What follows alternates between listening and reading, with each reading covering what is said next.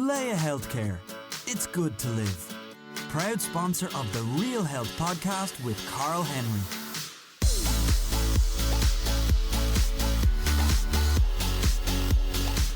Welcome to the latest episode of the Real Health Podcast in association with Leia Healthcare with me, Carl Henry. Folks, this week's guests need no introduction, really. Their goal at the very start of their journey, of their career, of their lives now, is to make the world a happier, healthier place with shops, cafes, books, food, partnerships, courses, classes, talks, and a whole lot more. I'm delighted, I really, really am, to have David and David Flynn, aka the Happy Pear, to the Real Health Podcast today. How's it going, guys? Ah, sure, what an intro. That was great. I'm tired just reading that intro out. There's so much going on. How's it going? Ah, sure, great. Delighted to be here, really. A real honour. And it's really nice, the studio with the lovely, nice lights. We have new fancy lights today, and we have video recording for the very first time. So we're very excited on the Real Health Podcast today, to say the least. Did you have your swim this morning? Yeah, I was there. You didn't make one. No, I didn't make it this morning. No, my kids, I took it easy. I wanted to read something, and then I wanted to be there when my kids woke up. So yeah, I was down. Sunrise now is 5:06. I was down the beach. It was glorious. 5:06. I'm up at that time. A, because we have a new baby, but B, my first night in the gym is 6 o'clock. So when I get into work, I'm onto your Instagram. I see you've been out on the beach. I'm like, oh, geez, I'd love to get out there at some stage. Anyway, let's chat. I want to chat initially about the brand, about the last 15 years and the fact that it's taken off since you opened in 2004. Yeah. Talk me through, I suppose, how you see the changes you guys have seen in terms of Ireland, in terms of even stuff in the shop, because health, vegetarian, veganism, pescatarianism, that's all very much hugely taken off. And you guys, I think, have had a huge role to play for on an Irish capacity for that. Can I have a go? Okay, you go. I was going to say, so back when we started back in 2004, we had just shifted our own diet from meat and 2 veg, playing loads of rugby and whatever, to we went away for a couple of years and we came back and we were vegan now. So we decided the best thing to do was to, why not start a business in this? Why not? Let's see if we can, there's no one that I know that's vegan. There's no businesses out here that I want to shop in. Let's start a business. So we started the Happy Pear, and we started with a little vegetable shop. Where did the name come from?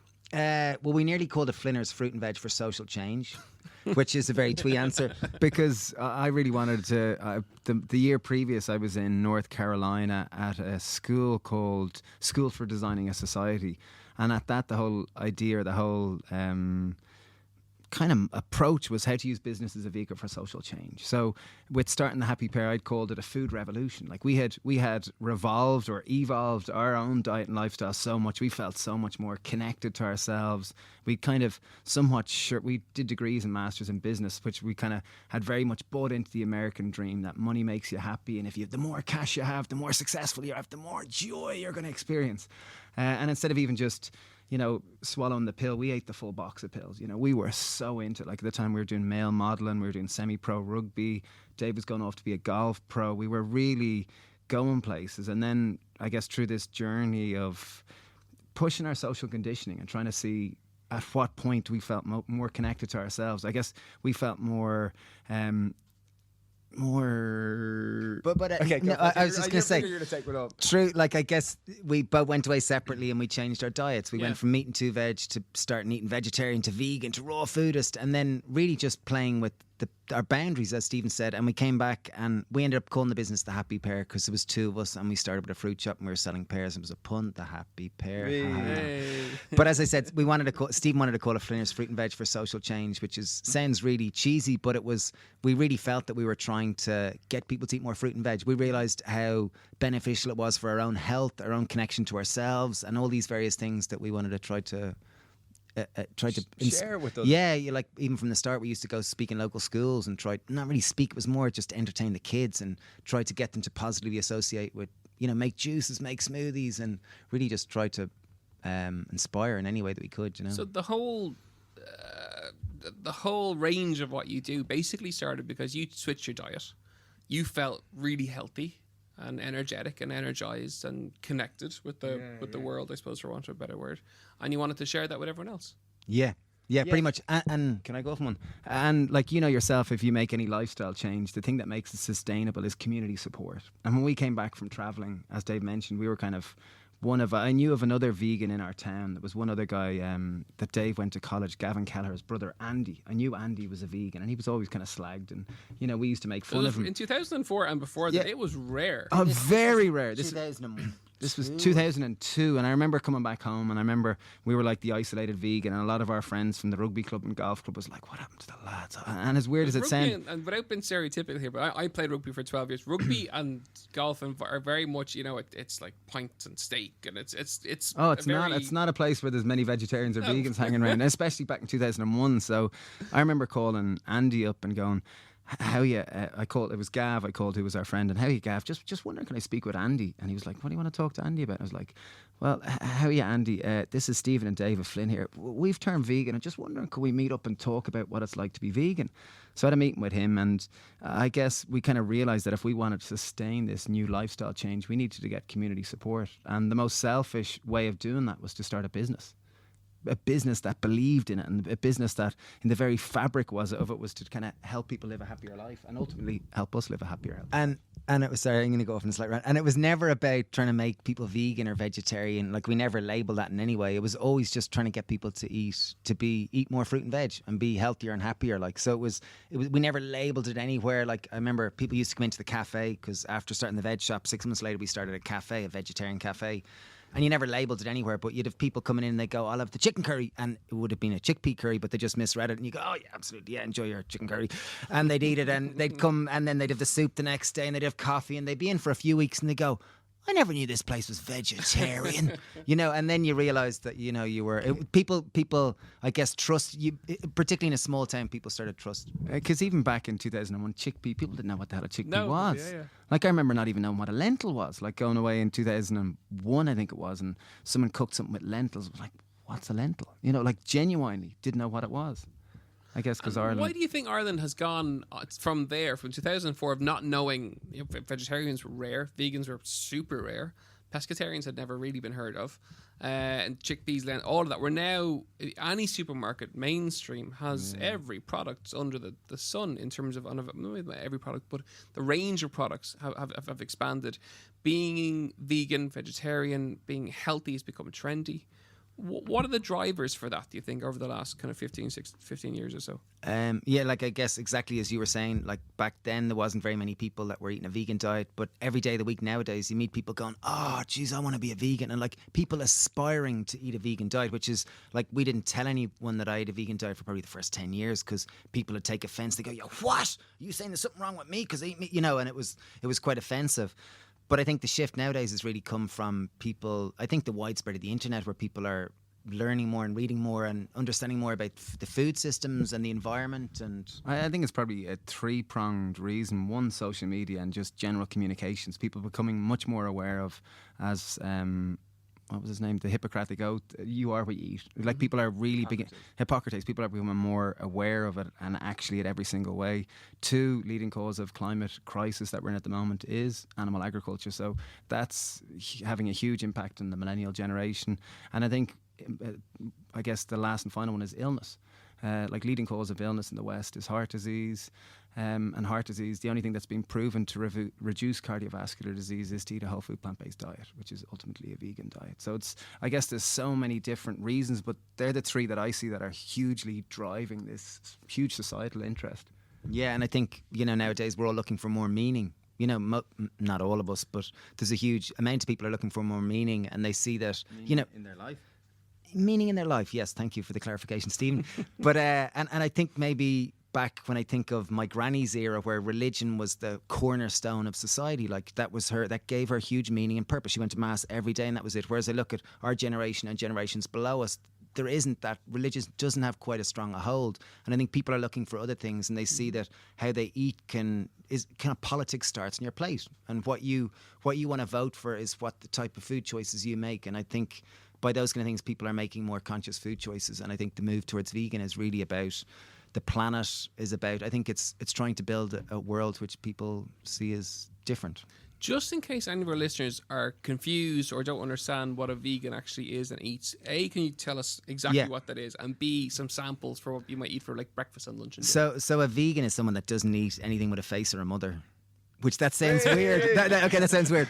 But it's really just someone that doesn't eat meat or eggs or dairy, which sounds crazy. And like, back 20 years ago, if you said this to us, I would have thought, what a weirdo. I would never eat like that. So, like, it's really just people think it's deprivation if you're not eating, ham and cheese sandwiches and chicken breasts and steaks and burgers and whatever. But I think it's just, I never thought I would eat this way, but it was one step at a time, and before I knew it, I was. And in terms of just a practical example, I think the leading, in Ireland, one of the leading foods is oats. I often think Irish people have, oatmeal or porridge running through their veins, or sometimes I feel like that. But I think porridge is, that's vegan. Woohoo! Try to cook it instead of on cow's milk, maybe use oat milk or rice milk or almond milk. They'll just bring another dimension to your porridge. Lunch, today I had an Indian dal with some kimchi, which is kind of a Korean sauerkraut, a little bit of avocado, a little bit of sourdough bread, some salad, some rice and some roasted potatoes. But again, it's simple things like a vegetable soup and brown bread. Something simple like that. Like it's salad. Wow. It's just like instead of the chicken curry, it's having a chickpea curry. But it's simple little choices. And I think at this stage, I'd say most of listeners are aware of what a vegan is, because it has become so widespread, and they probably might know their brother or their cousin or their friend's girlfriend is one of those vegans, or whatever. And our message is not really like people think. It's not about trying to make anyone a vegan. It really not. Like, ultimately, we all want to have more energy. We want to feel good. We want to feel confident and comfortable in our body. And I think, according to, obviously science has two sides to most arguments, but most science will say that the more fruit and veg you eat, the higher your diet's going to be on fibre, that the better your body's most likely going to function. So it's really not about, there's no perfection. Even people out there who are the most fundamentalist vegans, like we've been eating a vegan diet for 18 years, but I was in Italy last week. I had a few ice creams. It was delicious. It was lovely. There ain't no perfect. We're all going to die anyway. So I think the message is really, it's not about seeking perfection. It's about starting where you're at and eating more fruit and veg. We had Paula Mee on the podcast a couple of weeks ago. She's a kind of a dietitian, and she was ahead of Indie for a long, long time. Her new thing, or not new thing, but on research that she's done, is exactly that it's plants, it's fruit and veg. And that was, she was saying, half your plate should be salad and fruit and stuff like that. Some protein in some way, shape or form, in terms of chickpeas and lentils and the odd piece of fish, and then meat maybe once a month or something like that. I thought it was to see someone who's been in the industry as long as she has come around to producing a book promoting that way of eating was fascinating to see, of where the science is, of where the research is. And even myself, I would eat a lot of fruit and veg anyway, but I'm certainly eating a lot more fish and a lot less red meat. Just having had her in studio, because I was just had a huge impact on you. Boggled. Like, went home to my wife, I was like, right, that's it. We're going to eat loads of fish and we're going to have steak once a month, and life is going to be brilliant. Because she was really, not just the passion, but she could back it up by study after study after study, and it was one of the reasons I was like, right, we have to get the Happy Pears on, because we're going to keep this conversation going a little bit longer, because it's really, really interesting. Even last, I think it was Sunday 2 weeks ago, we were over in London at King's College. There was a doctors conference, and it was a plant-based doctor, and they got the head of the American Association of Cardiology, Dr. Kim Williams, over. And he'd been a cardiologist his whole life, and he was one of the few vegan cardiologists. And he was kind of saying, a cardiologist, if they look at the research, they're either vegan, and if they aren't vegan, it's because they haven't looked at the research. He was saying just that it's so unequivocal. And he was saying the biggest cause of death amongst cardiologists is heart disease. Second biggest cause of deaths among heart disease is strokes. And he said even at the last it was American cardiologists meeting, whatever it was, and the president of the American cardiologist, he stood up and he had 2 heart attacks in the middle of the event. So he was saying, it's really amongst heart attacks kill world over, and the only proof that shows that you can actually reverse the symptoms for heart disease is actually eating a plant-based diet. And that was Dean Orange's study back in 1991. How did you develop into what we see now? So we started with the shop in 2004. We chatted all about that. Not necessarily where did the break come from, but how did it escalate to being books, to being on TV, to being, all the stuff that you guys do now? How did it go from a shop to that? I think it's momentum. Many people see us nowadays and they go, geez, lads, how are you everywhere? That's amazing. You've only been at it a few years, and it's like, we've been at it 15 years. The way we're nearly 40. But people tend to forget that it takes 10 years to be an overnight success. Mm-hmm. And I think Dave read over a couple of the questions in the way in, and there was a question about the struggles and the hardship. People tend to forget about that. And it's often, like the darkest part of night is just before dawn. And I know myself, we experience it many times in the business where it's what have they been? Let's tell. No one's ever tapped into that side of business, of a family-run business, even more stressful. So what have the hard points been, and how did you overcome them? Like in terms of the family bit, it's great. Like we're very supportive, and it's wonderful to work together. Oh, you have to row every now and again. Come on, well, come on, of course, come on. very natural. But in terms of, they weren't really the struggles. More the greater struggles were, you were tight on money. There was the EHO had just been in. You'd got a bill of $5,000. You were kind of, winter was coming, and it was kind of like, it was all kind of, you're going, oh my God, I'm struggling. I'm working 70 hours a day, or 70 hours a week, not a day, 70 hours a week. What's going to happen? And then suddenly you release a cookbook, and you don't know what's going to happen, and you didn't really have much prayers on it, and then suddenly the whole thing's on a whole other trajectory. But I think it's only through that struggle and really pushing through that struggle that suddenly you get a little bit of a break. And many people think it's, what's the one thing you did that made success? And it's the one thing is perseverance. Yeah. And that's the Graft. one thing. It's graft. People tend to forget it, especially in modern day society. We're all looking for a hack. Go on, this is 10 hacks to have abs, and you can have it in 1 minute. This type of thing. But people forget that you got to put in the work. And I think, you want to go? I feel like I'm ranting a little here. I feel like I'm gathering up a bit of steam. Yeah, but I'd only reiterate exactly what Steve said. Like, I can think of, I think it was back in 2014 maybe. Like, I remember it was like August of that year, or maybe it was September. Like, and I remember reflecting, like, going, oh my God, like, we're working so hard. We're trying so many different things. Like, and here we got a bill for this for $5,000, another thing for $10,000, and like, how the heck is it not working? And then I remember, as Stephen said, a book came out, and it all went in a different, like, it just, and there was a few different things, and it almost seems like that was the catalyst, but there was multiple other factors that, the people's appetite for food was shifting, social media had started, and like there was so many different factors. But certainly when we released our first book, it kind of it launched on a different kind of path in a sense. And for some reason, the book, like, even to just give it, kind of go on a tiny little spiel around that. Knock yourself out. I remember we weren't kind of really that interested in doing a cookbook, and we'd been chefs ourselves for about 6 years in our own cafes, and people had regularly come in for the recipe, and you go, I have a recipe for 150 people, is that all right? And they go, oh, this type of thing. And we got offered a kind of a contract or a deal with the publisher in London, and whatever reason it didn't feel right. When you read the small print, you're a bit afraid it wasn't right. And then we sat down with Michael and Patricia, the head of Penguin Ireland. Who I know well. They're fantastic. people. Fabulous. And I remember sitting down in their office just off Stephen's Green. Up, it was quite a high one there. And I remember looking out going, wow, this is fabulous. And they had the good china out. And it was like sitting with Enid Blyton and Roald Dahl. And you really felt like, geez, these people are great. I'd love to have people like this as my friends. Yeah. So we agreed to do the cookbook, and they thought that, they said typically if a chef is on television and has their own TV show, typically they'll sell about 2,000 copies. And they said, lads, I know you don't have a TV show, and I know not only is your book not normal, it's a vegetarian cookbook. So this is a whole new territory, but we're going to print 6,000 copies, and hopefully we'll sell them. You got a shop, we'll sell them over 5-10 years or whatever. Released in September, wasn't it? Yeah.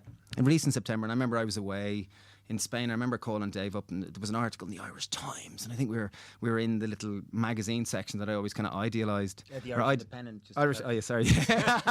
Very important, very lads. good Independent House. Very good, correct, good, quick recovery. And I remember calling Dave up and going, Dave, what's the story? Because I felt like I was missing something, and Dave said, oh, it's amazing. Like, we opened today, and a lad drove up from Tipperary, and he wants me to write my name on a book. And this was amazing at the time.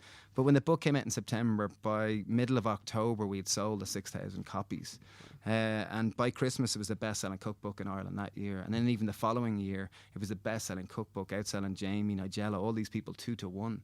So it was amazing, just the appetite for Irish people for kind of whole food, plant-based cooking. It was like, as much as we worked hard, the market changed too, and the market supported us. So it just kind of happened, the way. Folks, you're listening to the Real Health Podcast in association with Leia Healthcare with me, Carl Henry. I'm delighted to be joined in studio today by the Happy Pears. So the book was one of the catalysts, and you get to the book from graft, and I think it's a really important message to get out there that nothing comes easy. I think that is important. I also think that your branding it's a very relaxed brand. It's a very energetic brand, and it's refreshing, I think, for people to see a brand like that to promote health. There's a hyperness to it that I think today's probably the calmest I've ever seen you, and I've met you guys several times at work events, and you're always kind of hyper. And today there's a seriousness that I don't think anyone's got to listen to. Maybe I'm a direct reporter, but we're getting a whole new side to you, which is brilliant to see. How hard is it to keep that brand going in terms of the visuals of it and the energy behind it with the swims and the community? Because the community drives a huge aspect to your business. That is another chunk of work along with work. And how hard is it to keep that going? I guess to answer, there's a few different bits to that question. But like the first one, I guess when people might think of Happy, they might go, oh, it's those two, whether they like us or not, they'll say probably they're always bouncing or whatever. Like I think we're binary. And people might say that word energy or geez, they're too much for me or whatever it might be. And I guess that's one bit of it. But underneath it, like as like we are quite calm today, but there is quite. It must be the mushroom tea or the mushroom elixirs. That was chaga tea, just to clarify. It's not some psilocybin thing. But like I guess beneath our how we put ourselves across as XYZ, like there's plenty of substance behind. Certainly from our own perspective, like that we don't always share. Maybe it becomes with maturity. Like we're turning 40 this year, and maybe we feel a little more mature, a little more comfortable at being ourselves and not having to always be the front and center, that kind of thing. So I guess there's an element of that, of growing into ourselves as being more comfortable. But I guess being two of us, we are high energy a lot of the time. And to answer your question about community, community's been at the core of what we've always done, really. We've always felt if we want to drive social change, it has to be through the community. So, of course, some days getting up for a swim, you don't feel like it, and you're walking down going, am I fucking crazy? This is ridiculous. Like, it's lashing rain, it's manky. Why am I doing this? It's all year round, the morning swims, aren't they? Yeah, and you could be going down and it's 2 degrees, there's a wind that it's skin you, it's lashing rain, and you're bringing your swimming togs down to the beach and you're going like, why am I doing this? And then you get down to the beach and you meet Linda and Detty, and they're in their 70s and they're going, what a day! And you're like, oh my God. And you meet Neil and you get togged off into your shorts and you go down these big waves and you're kind of a bit frightened. You get in, you come out going, oh, I feel reborn. There's this sense of, it's amazing, and it just reminds you, like, I guess how fleeting life is, and how that if you embrace it, suddenly a grey manky day, you suddenly see, oh my God, I think the sun's coming out. Or you're sitting having tea afterwards, just chatting and having a laugh, and it just reminds you about, I guess, living in the anyway. I guess swimming in the sea is one part of the community, and I guess like social media has been a part of our online community. Obviously we started our business in Greystones where we grew up, and there's the Greystones community, the physical community, and we do swim rises with physical swim rises where we've had up to 1,000 people. I think recently we did one with Joe Wicks there a few months ago. That's right, I saw that. Yeah, and that was, I think, one of the bigger ones we've had. But we've had a few ones where there's been, I don't know, it's hard to count, several hundred people, at 5 a.m. coming to swim, and they're amazing, life affirming events. But I guess another part has been online community, because I guess nowadays, certainly if you eat a vegan diet, you might feel there's no one in your own community, and you just look online and you find Instagram and YouTube and whatever. And I guess we've built out an audience of, I think, more than 1 million people now, across all our platforms and social media. And I guess we would very much see that as our community, because you can interact with them and ask questions and try to provide value, really, to try to inspire them to live a happier life, So it's not just it's not just the shop or the selling the books. Everything comes back to your original goal, which is to get people eating. It gives a real sense of meaning. It kind of gives a sense of purpose, and it's ultimately, I think, like I was at a funeral.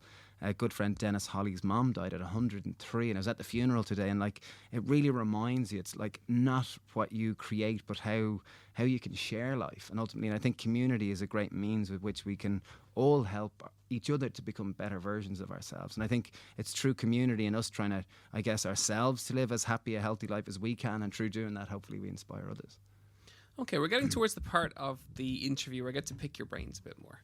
Cool. One of the goals, or the goal when we started the podcast, was that by people listening in, they could do something that would improve their health instantly once they turn the episode off.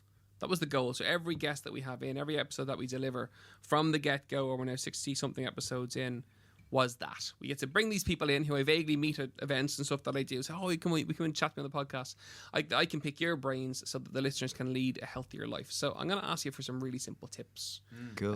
Maybe top 5 tips each for health. I'm going to start with one. Call a friend. Okay. Call a friend, and someone that you've been meaning to call that you don't make time, and actually call them or call round to them and actually connect with another human. Because I think nowadays we follow one another on our phones and we think we know what they're doing, but to actually go, how are you, Peter, Mary, Paul? I just wanted to see how you're doing. Like, you know, I think basic human connections, because I think ultimately, ultimately at the root, I think, of all diseases nowadays is loneliness, isolation and depression. And I think really we live in a super connected society across the internet and whatnot, but I think underneath it all, like, we're all simple little humans that want to feel connected. We want to feel close to people. We want to feel belonging. And I think that's one of the most basic, simple needs is feeling Especially connected. as we age, that loneliness is a huge issue in terms of health. Well, I think they say the most lonely period in amongst genders of people's lives is men between the age of 30 and 40, which you wouldn't think, but it's like when people are busy with their careers or busy having kids or whatever, and men might find it more difficult to connect with other men or whatever. So I think it's like, and you wouldn't think that. You'd think, oh, it must be older, single, such and such, but it's like across all ages of life. Yeah, even if you look at the blue zones, which are the 6 areas in the world where there's the most amount of centenarians, is in people who live over the age of 100. And it was Dan Buettner and a bunch of scientists tried to find out what were the main lifestyle factors that predicated a long kind of life of meaning or life of purpose. And they found out there was 9 lifestyle factors. And if they boiled them down and concentrated them out, there was one. And the most important one, you might think it's diet, you might think it's whatever, it was actually community. It's about, they say in the West, typically we've 1 to 1.5 close friends where we can say, listen, Carl, I feel crap today.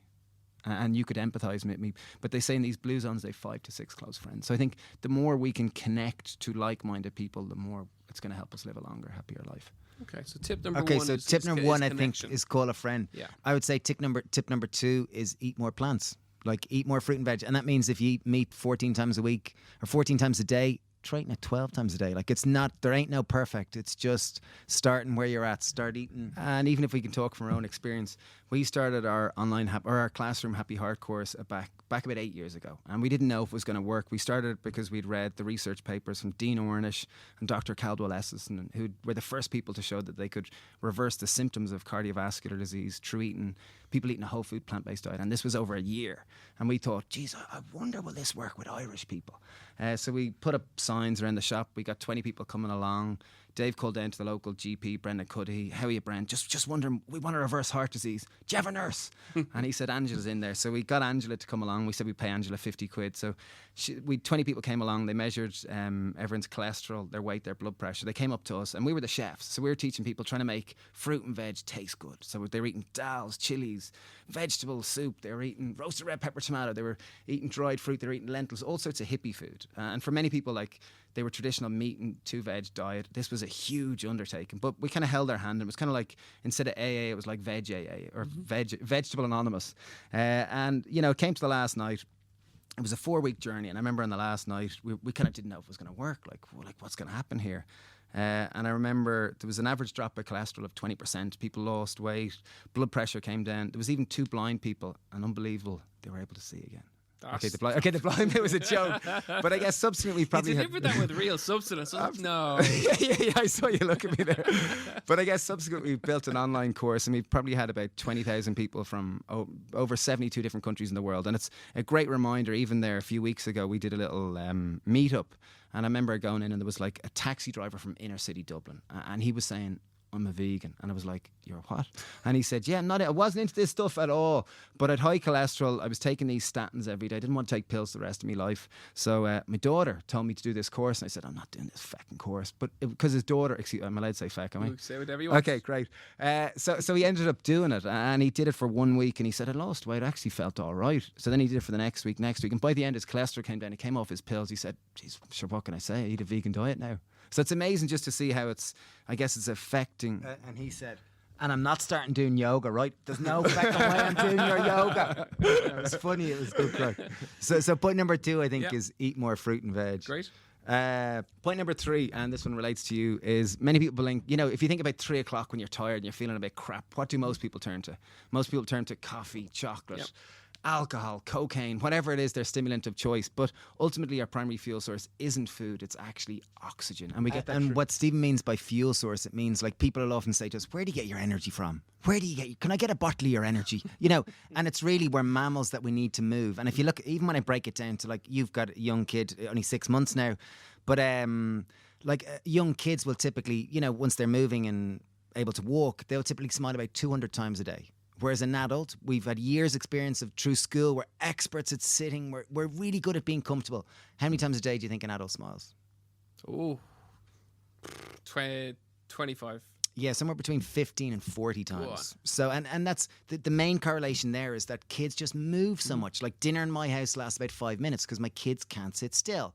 And I think the point, the third point is really it's about movement. We're mammals, and we forget about that. We live in a society that's super comfortable, and you know. So stand, and something we've that's a commandment we've been pushing out for the last 60 episodes or so. Yeah, stand more, get movement into your day, get off the bus one stop earlier, use the stairs instead. That if just a simple little hack. If you're listening to this at your desk and you're kind of feeling, it's easy for you, lads, swimming in the sea and handstands.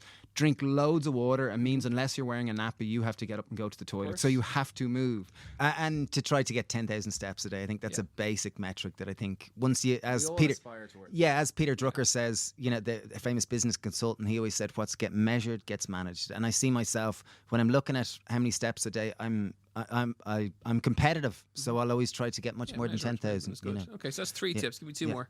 2 more. I think sleep is something that we all sleep is a basic thing and one of the core fundamental things. And I know you being having a young kid, sleep is, you realise how important it is. And I think even 3 quick points on sleep. One, they found someone who gets 6 hours sleep or less typically will consume 200 or 300 calories or more than you would on a normal day. And of those calories, they're the bad ones. So sleep is really important for maintaining a healthy weight, if that's what you're interested. Any man who's listening, if you get 6 hours sleep or less, typically you'll have the testosterone level of someone 10 years senior than you. Testosterone is really important for, yes, being a man. And it's also really important for muscle mass. And last...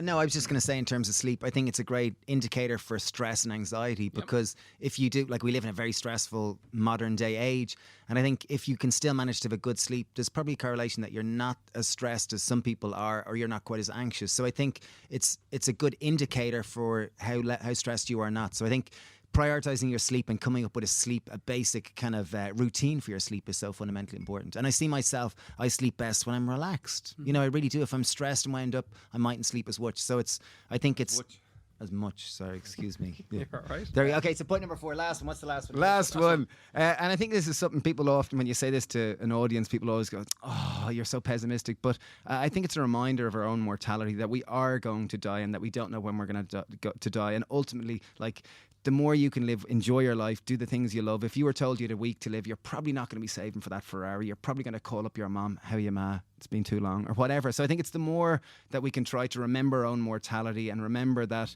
you know, life is something to be celebrated, to be enjoyed. And I think I'll bring that back to, like, we all know, I know we've certainly known lots of people in our lives that have lived to 92. They didn't eat a vegetable in their life. They drank a bottle of whiskey. They smoked 20 cigarettes, but they laughed. They laughed so much. They cycled around on their bike. They had a grand old time. So I think health, there's so many different avenues to health. And I think being relaxed and easy and, as they say, living la bella vita, or whatever the term is, there's different terms in all the different cultures of the world. It's, you know, I think it's more of that, not taking life so seriously. There's no proof that it's serious. We're all going to die anyway, as Steve said. And it's to try to enjoy it and just, you know, those things. 5 simple, effective points that will dramatically change people's lives, no question about it.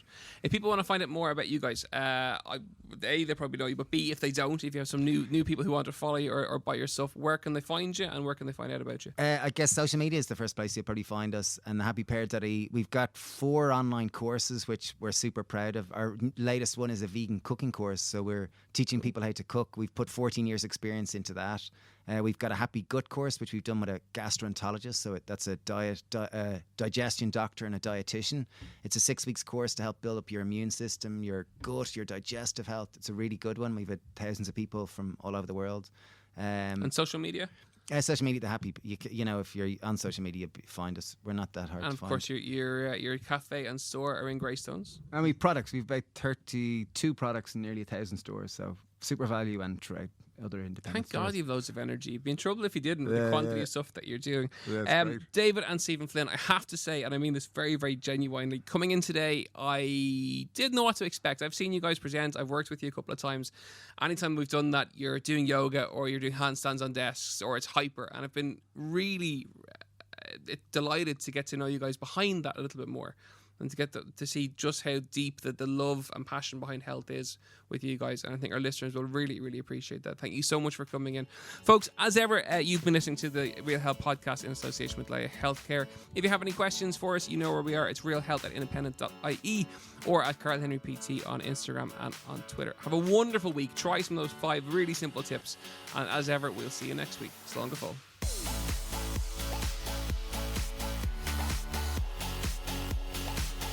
Leia Healthcare. It's good to live.